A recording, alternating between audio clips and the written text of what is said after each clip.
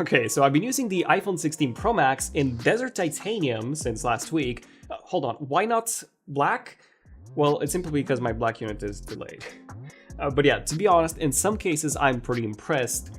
However, in other cases, I am quite disappointed. And I'll tell you all about it right after our sponsor, Spigen. Spigen's latest cases for the iPhone 16 Pro Max are amazing for keeping your phone safe and protected in style with these awesome designs. More on Spigen later in the video.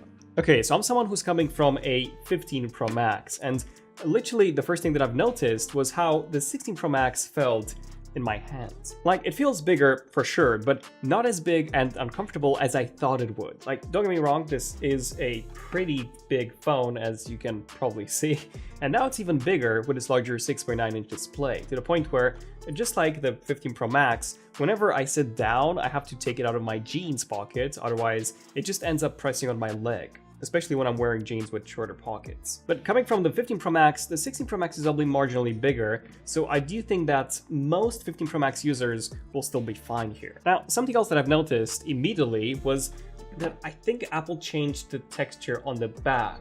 At least the 16 Pro Max feels a bit smoother, which I personally prefer compared to the 15 Pro Max. It kind of reminds me of that super smooth glass back of the Pixel 4 XL from back in the day. So that's the feel in the hand, but what's it like using it? Well, my experience setting it up was not great. The setup process actually kept failing. It essentially got stuck during the camera control setup and literally froze the phone entirely, requiring me to restart it. And whenever I did restart it, it would start the whole data transfer process from scratch, which also kept getting stuck. So it literally took me 5 attempts before I was able to transfer my data from my 15 Pro Max to the 16 Pro Max. Something that I don't remember ever being an issue before. Yeah, I feel like Apple's software is becoming more and more glitched recently. But anyway, once I did get it to work, the 16 Pro Max did feel noticeably more responsive than my 15 Pro Max did.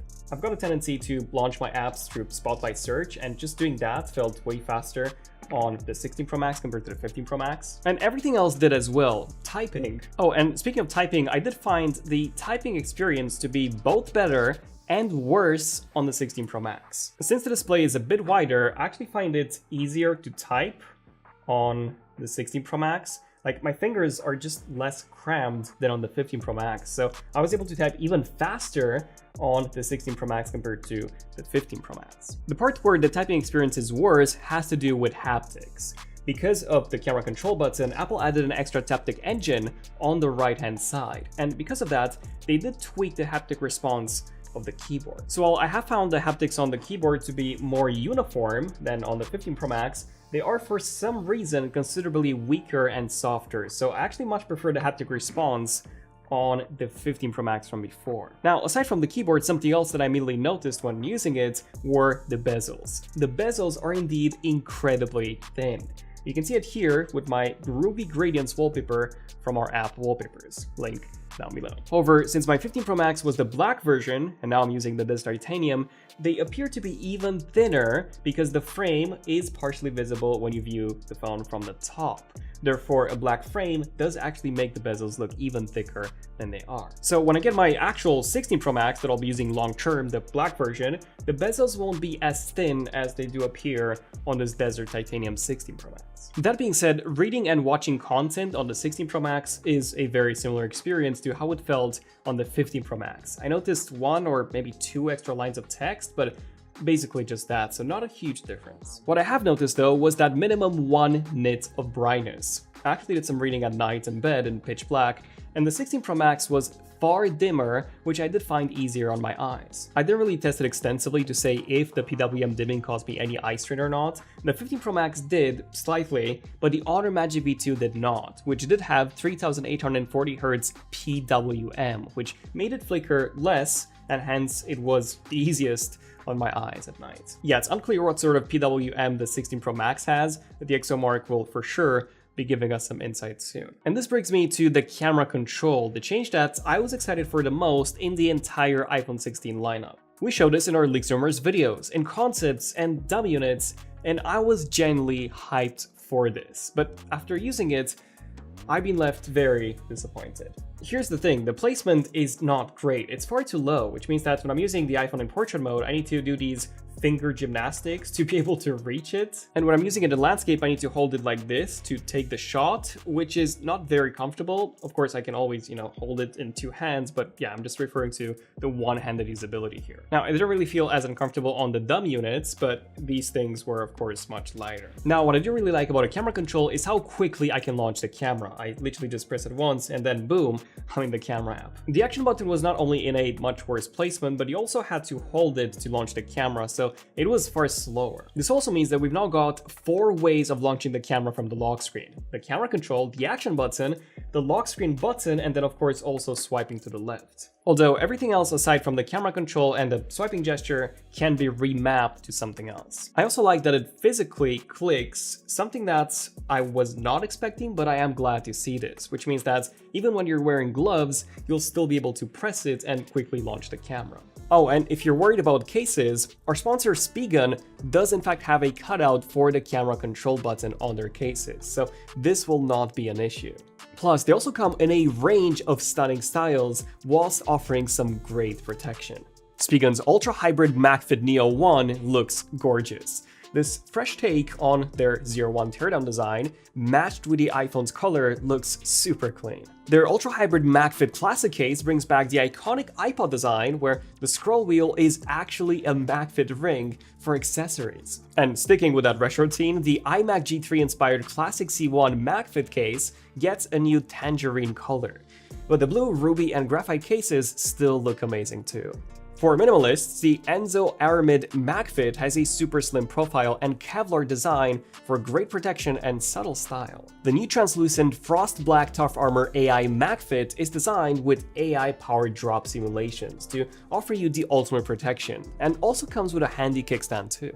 Check out Spigen's timeless classics by using the links below. Okay, now back to the video, let's talk about what I don't like about the camera control, and there's a lot here, but it basically boils down to its additional functionality. The idea here is that you press it a bit, but not enough to trigger a physical click, and that's when you'll trigger the force click. Now, by default, this lets you zoom in and out, but then if you double force click, you can actually switch between different settings that you can then adjust, like for example the styles. More on that later. However, there are 3 major problems here. Number 1, the first click is really weird since you always need to make sure that you're not pressing hard enough to activate the physical click. And getting that right level of pressure can be tricky. By the way, I found that if you go into the accessibility settings and then camera control, you can actually adjust this from a lighter pressure to a firmer pressure, although no matter what I've tried, I just couldn't get that feeling to feel right to me. Then my second issue is that for whatever reason, you cannot simply just swipe on it, you have to force touch. Now I actually took a photo, you have to force touch and then swipe on it, which makes it so much slower to use, at least by default. Now you can enable this in the accessibility settings, you can actually enable this swipe. So now if I go into the camera, now I should be able to just swipe. And there we go, it works, but to be honest, this is so glitched, like most of the times it just doesn't even work. The third problem, and this is really the biggest one, is that you can literally use the touchscreen for all of this. Like, you don't need to use the camera control at all, and just using the touchscreen is so much faster. Additionally, if you go into settings, then camera, and then you go to camera control, you can actually disable something called clean preview. This is with clean preview enabled, and this is without. As you can see, with clean preview enabled, your controls will go away. But if you disable it, then even when the zoom feature is active, you can still use the on-screen buttons to zoom in and out, something that is just miles faster and also far more comfortable. So is the camera control a gimmick then? Well, not entirely. For me, when it comes to controlling your camera settings, yes, it is a gimmick.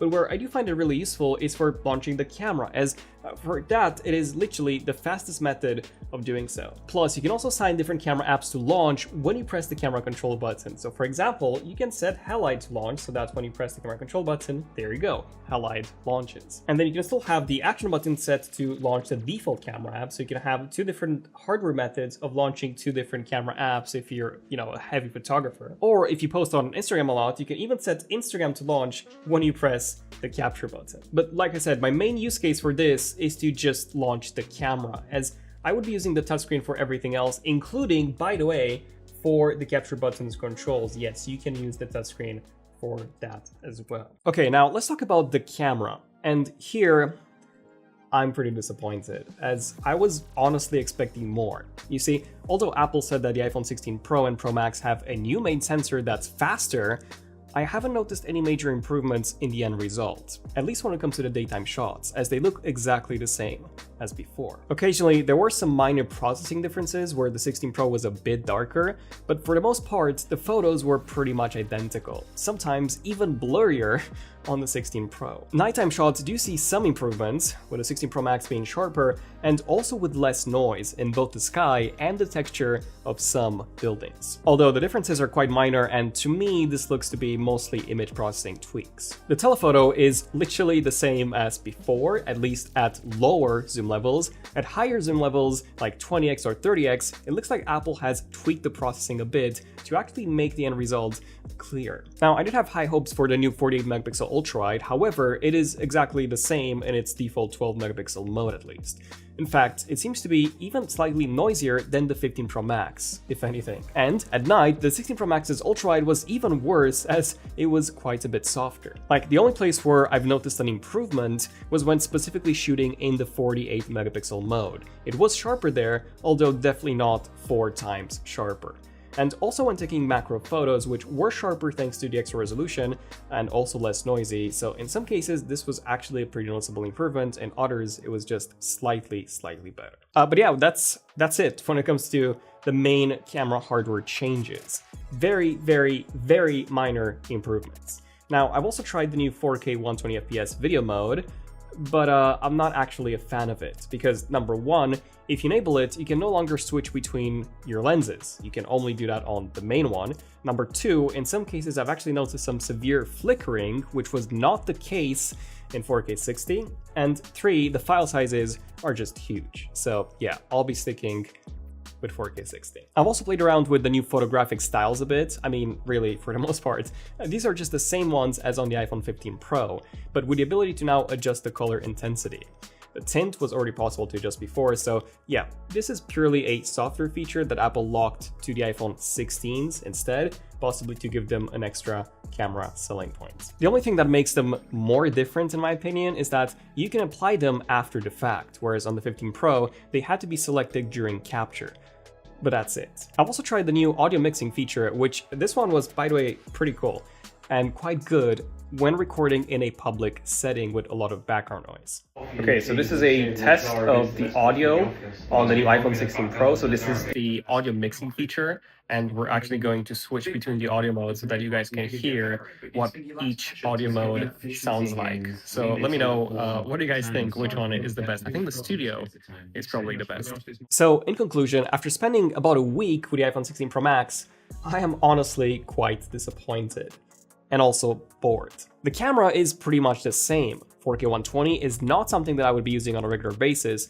The camera control button has a very poor implementation, with some features like touch to focus and visual intelligence even missing entirely and coming later. And speaking of things coming later, Apple Intelligence, you know, the feature that Apple has been promoting the most about this phone, that's also missing and coming later. In fact, even when I went to the Apple Store, some Apple employees were telling customers that Apple Intelligence was the main key selling feature on the iPhone 16, and that it was so exciting to have it and, you know, witness it. But when these people actually buy the iPhone 16, they won't even have Apple Intelligence until at least a month from now. And that's only for the writing tools and the more, you know, basic AI features. The big ones like Siri's contextual awareness, that's only coming out in mid-2025. And not even all regions will be supported, by the way. So, I don't know. I just think the iPhone 16 is an incomplete phone. And just the same again. Like, the only thing that's not the same, for me at least, I would say is the battery life, where I've noticed a rough 20% improvement over my 15 Pro Max, which is pretty good, by the way. But other than that, yeah, it's the 15 Pro Max all over again with some minor changes.